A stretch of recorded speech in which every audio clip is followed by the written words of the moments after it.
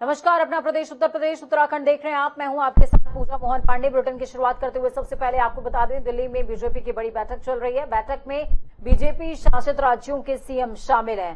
PM Modi, party के राष्ट्रीय अध्यक्ष जेपी नड्डा बैठक में मौजूद हैं। बैठक में केंद्र सरकार की नीतियों, आगामी लोकसभा चुनाव, हर घर तिरंगा योजना, केंद्र सरकार की योजनाओं के असर और बेहतर प्रशासन, साथ में राज्यों में आपसी तालमेल,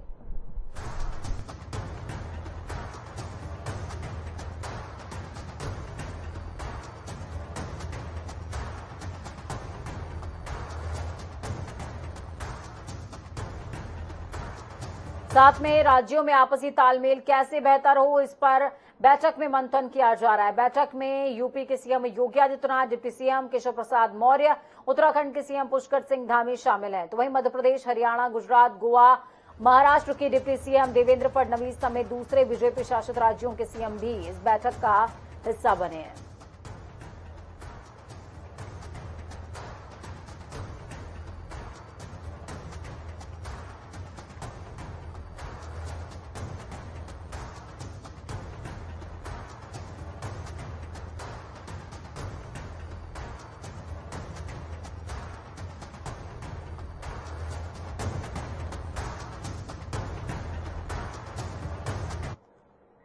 तो वहीं दूसरी तरफ समाजवादी पार्टी के साथ गठबंधन टूटने के बाद सुभाषपा अध्यक्ष ओम प्रकाश राजभर अखिलेश यादव पर लगातार हमलावर हैं।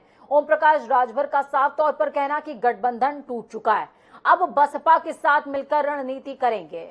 रणनीति तैयार होगी। राजभर ने कहा कि बहुजन समाज पार्टी की मुखिया मायावती से जल्द ही उनकी बात हो जाएगी। आजमगढ़ उपचुनाव में मायावती की पार्टी ने अच्छा प्रदर्शन किया। मायावती अखिलेश यादव से ज्यादा क्षेत्र में रहती हैं। उन्होंने अखिलेश यादव पर निशाना साधते हुए कहा कि चुनाव में अखिलेश यादव टिकट देने में भी पक्षपात करते थे। सुबह से लेकर शाम तक अलग अलग लोगों को टिकट दिया करते थे। समाजवादी पार्टी के साथ गए पिछड़े, दलित, वंचित, अल्पसंख्यक के हक अधिकार की लड़ाई करने के लिए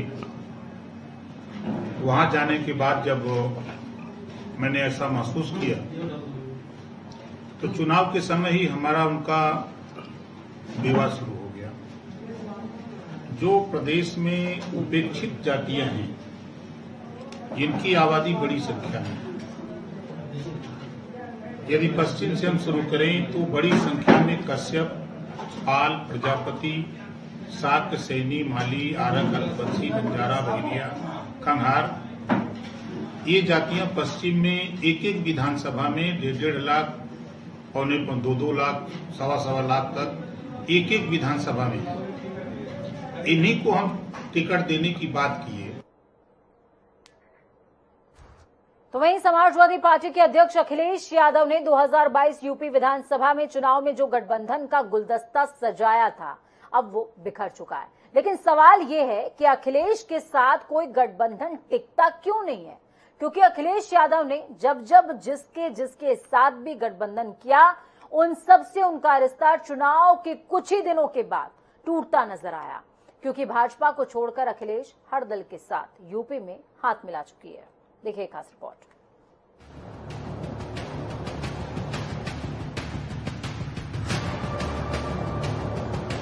अखिलेश यादव ने बैक टू बैक 2 चिट्ठी जारी कर यूपी की सियासत में भूचाल ला दिया है।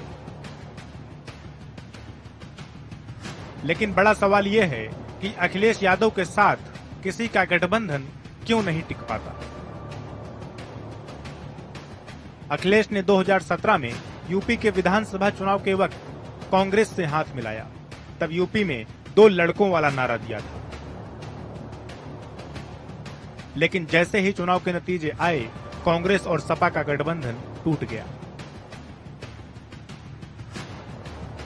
उसके बाद अखिलेश यादव ने एक गठबंधन 2019 के लोकसभा चुनाव में किया था, जिसका ऐलान 15 जनवरी को मायावती के जन्मदिन पर हुआ था।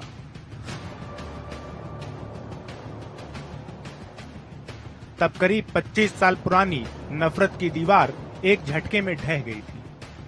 बड़े बड़े जानकारों ने इसे अखिलेश का मास्टर स्ट्रोक बताया था। लेकिन इस गठबंधन के सहारे बसपा तो 0 से 10 पर पहुंच गई, लेकिन सपा की साइकिल 5 के ही फेर में फंस गई। और इस गठबंधन का भी वही हाल हुआ जो 2017 में कांग्रेस के साथ गठबंधन का हुआ था। उसके बाद बारी आई 2022 यूपी विधानसभा चुनाव की। इस बार अखिलेश यादव ने किसी बड़े दल के बजाय छोटे छोटे दलों के साथ हाथ मिलाया और उसे नाम दिया गुलदस्ते का। इस गठबंधन में सुभाषपा, महान दल, रालोद, जनवादी पार्टी और कृष्णा पटेल की अपना दल केमरावादी के साथ चाचा शिवपाल भी शामिल थे। लेकिन इस बार भी वही हुआ जो 2017 और 2019 में हुआ था। अखिलेश यादव ने जिन पार्टियों के साथ हाथ मिलाया उनमें अब सिर्फ जयंत चौधरी की पार्टी और अपना दल के ही बचा है, बाकी सब अलग हो चुके हैं। सवाल इस बात का है कि क्या अखिलेश यादव जयंत के साथ मिलकर 2024 की जंग लड़ेंगे या फिर जयंत भी मौका देखकर अलग हो जाएंगे।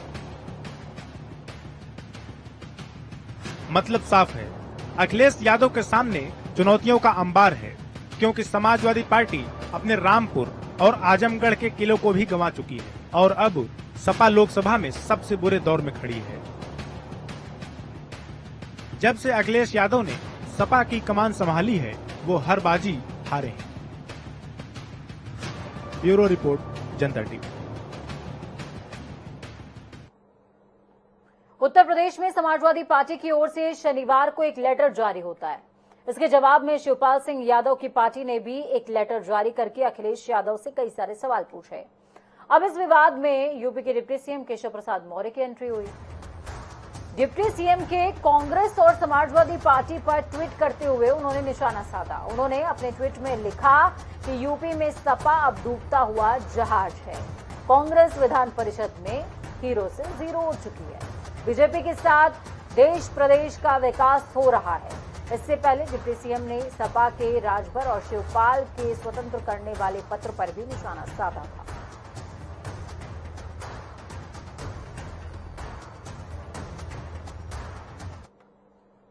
तो वहीं सावन के दूसरे सोमवार को देखते हुए वाराणसी में भी तैयारियां पूरी कर ली गई हैं। दूसरे सोमवार को भारी तादाद में कांवड़ियों और शिव भक्तों के पहुंचने के आसार हैं, जिसको देखते हुए प्रशासन अलर्ट मोड पर है। श्रद्धालुओं की सुरक्षा व्यवस्था और सकुशल दर्शन को लेकर वाराणसी ग्रामीण पुलिस भी तैयार नजर आ रही है। एसपी सूर्यकांत त्रिपाठी ने बताया कि प्रयागराज से वाराणसी के बीच NH-2 का एक लेन गाड़ियों के लिए बंद कर दिया गया है। काशी आने वाले कांवड़ियों के रास्ते में सुरक्षा की दृष्टि से पुलिस के जवान तैनात किए गए हैं।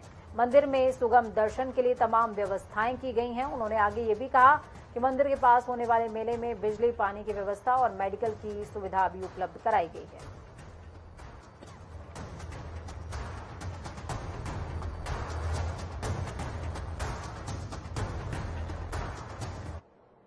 तो चलिए खबरों में आगे बढ़ेंगे। बात उत्तराखंड की करते हैं और उत्तराखंड का इस समय सबसे हॉट टॉपिक है क्रॉस वोटिंग। जी हां, राष्ट्रपति चुनाव में कांग्रेस की ओर से हुई क्रॉस वोटिंग के बाद कांग्रेस के प्रदेश अध्यक्ष करण माहरा जल्द ही शीर्ष नेतृत्व से मिलने के लिए दिल्ली जा रहे हैं। दरअसल कांग्रेस प्रदेश मुख्यालय में चर्चाओं का दौर चल रहा है कि आखिरकार कौन है जिसने राष्ट्रपति चुनाव में कांग्रेस की ओर से क्रॉस वोटिंग की।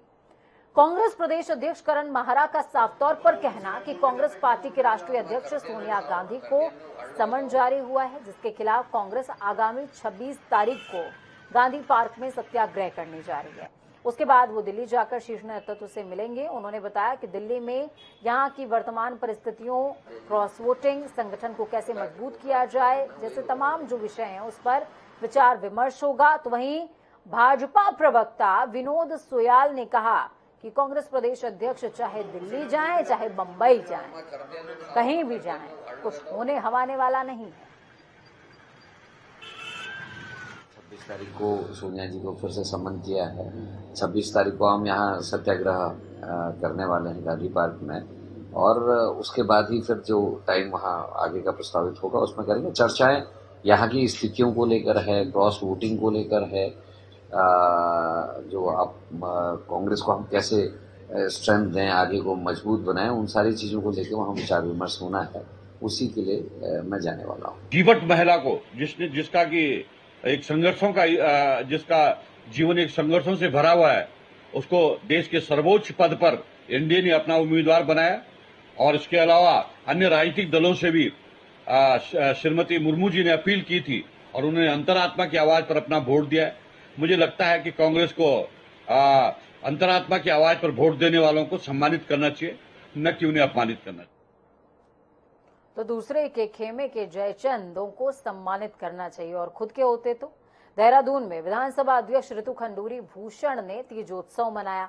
इस दौरान तीजोत्सव में मुख्यमंत्री पुष्कर सिंह धामी की पत्नी गीता पुष्कर धामी के साथ प्रदेश की सैकड़ों महिलाओं ने तीज उत्सव में पार्टिसिपेट किया। इस दौरान सभी महिलाओं ने उत्तराखंड की संस्कृति को आगे बढ़ाने का संकल्प लिया और आपस में महिलाओं को मेहंदी लगाकर तीज मनाई। महिलाओं के लिए ये एक बड़ा उत्सव होता है, एक बड़ा त्योहार होता है, तो मन में विचार आया कि हम उत्तराखंड में इसे देहरादून में मैं भी मनाऊं।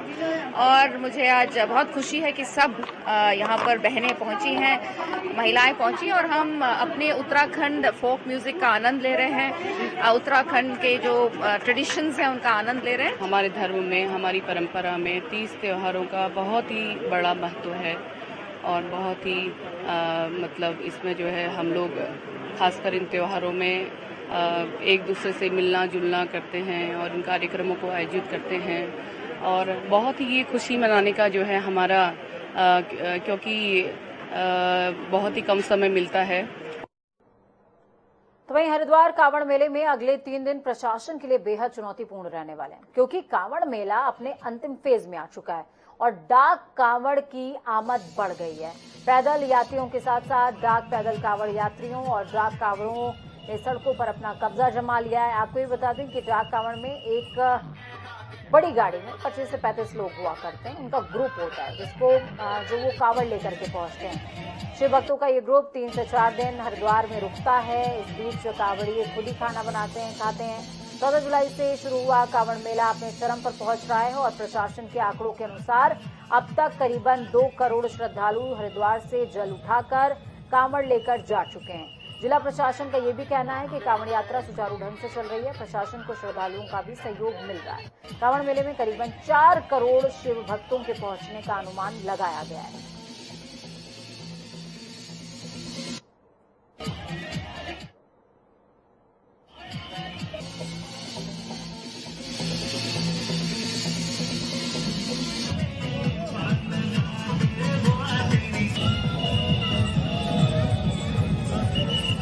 अभी मैं पूरा भ्रमण करके बहादुराबाद की तरफ से आ रहा हूँ। अभी भी पैदल श्रद्धालुओं का तांता टूटा नहीं है।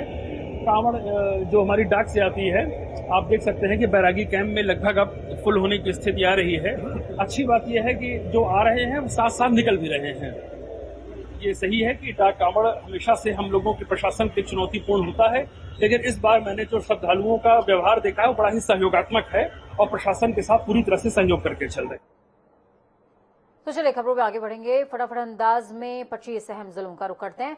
कन्नौज के घासीपुरवा थाना क्षेत्र में किसानों की जमीन पर दबंगों ने किया जबरन कब्जा। दबंगों ने किसान को बुरी तरीके से लाठियों से पीटा। पीड़ित ने 3 आरोपियों के खिलाफ कोतवाली में दर्ज कराई शिकायत। भदोही में ऊंच थाना क्षेत्र में एक 4 वर्षीय बालक को उठा ले गए अज्ञात जानवर। परिजनों की खोजबीन करने पर खेत में पड़ा मिला बच्चे का सिर।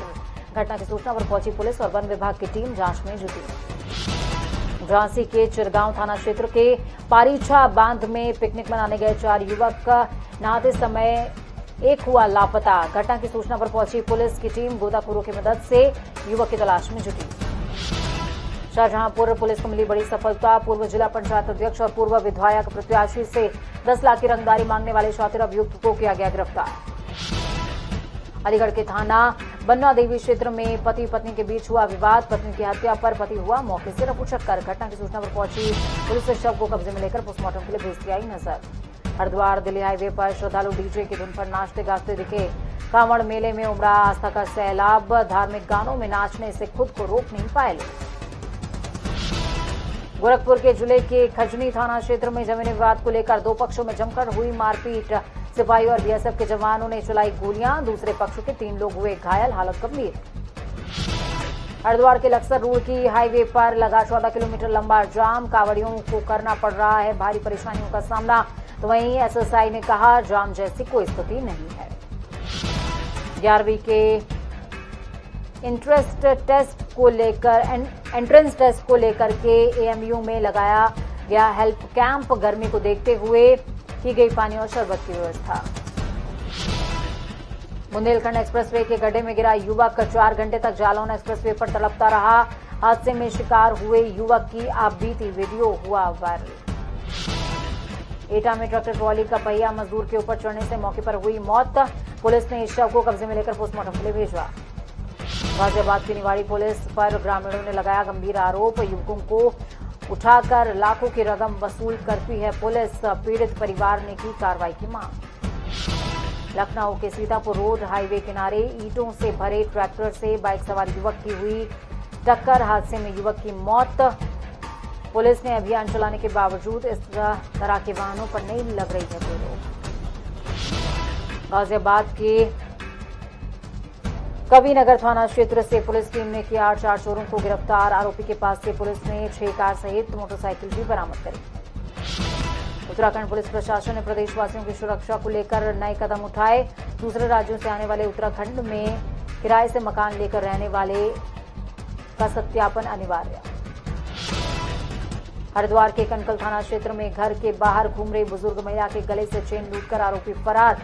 लूट के दौरान नीचे गिरने से महिला की टूटी हड्डी। सूचना पर पहुंची पुलिस मामले की तफ्तीश में जुटी। आगरा के कोतवाली थाना क्षेत्र में 40 लाख की लूट की वारदात को अंजाम देकर आरोपी हुए रफूचक्कर। दिन दहाड़े हुई लूट से आगरा से लेकर लखनऊ तक पुलिस महकमे में मचा हड़कंप। लूट की पूरी वारदात सीसीटीवी कैमरे में हुई कैद। आजमगढ़ में गंभीरपुर थाना क्षेत्र में पुलिस ने कराई प्रेमी जोड़े की शादी। ईश्वर को साक्षी मानकर प्रेमी जोड़े ने एक दूसरे को पहनाई वरमाला। परिवार के लोगों ने वरवधू को दिया आशीर्वाद। एटा में बिजली विभाग की लापरवाही आई सामने। रास्ते में गुजर रहा कावड़िया करंट की चपेट में आने से हुआ बेहोश। मौके पर मौजूद मुस्लिम समाज के लोगों ने तुरंत भागकर कावड़िया की बचाई जान। मुजफ्फरनगर की हृदय स्थली शिव चौक पर सहारनपुर के कमिश्नर डॉक्टर लोकेश एम और डीआईजी आए नजर। श्रद्धालुओं पर 2 घंटे तक पुष्प वर्षा हुई। हरिद्वार में कावड़ियों की बाइकों में लगी आग। 12 से ज्यादा बाइक जलकर हुई खाक। घटना की सूचना दमकल विभाग को दी गई। भीड़ होने की वजह से समय पर नहीं पहुंच सकी फायर ब्रिगेड की गाड़ियां। बस्ती से विधायक अजय सिंह ने अमरनाथ यात्रा पर दिया बयान। अमरनाथ यात्रा की तर्ज पर कांवरियों की बीमा और रजिस्ट्रेशन होगा। रजिस्ट्रेशन और बीमा पॉलिसी अगले कांवरी यात्रा से कराया जाएगा लागू। सीएम योगी आदित्यनाथ की योजना को लेकर करेंगे मांग। वाराणसी में आगामी सोमवार को आने वाले कांवड़ यात्रियों और भक्तों के हुजूम को लेकर तैयारियां पूरी। श्रद्धालुओं की सुरक्षा व्यवस्था और सकुशल दर्शन को लेकर वाराणसी पुलिस अलर्ट। हरिद्वार में रविवार को आसमान में दिखा अद्भुत नजारा। लोगों ने सूरज के चारों ओर इंद्रधनुषी घेरे को देखा, जिसे अपने कैमरे में कैद कर सोशल मीडिया पर किया शेयर।